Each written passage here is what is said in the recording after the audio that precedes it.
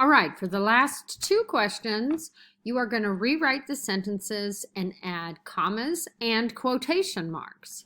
So as you can see here, you can add the quotation marks at the beginning. If somebody is saying something like, the car is red, he said. Of course, we don't put quotation marks around the words he said because he didn't say he said.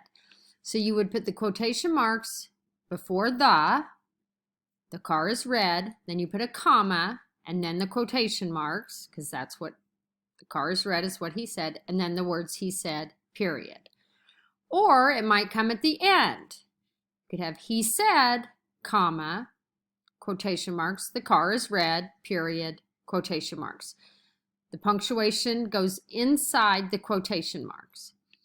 And sometimes it's on both sides. So the car, comma, in quotation marks, he said, comma, no quotation marks around he said, and then is red in quotation marks with a period.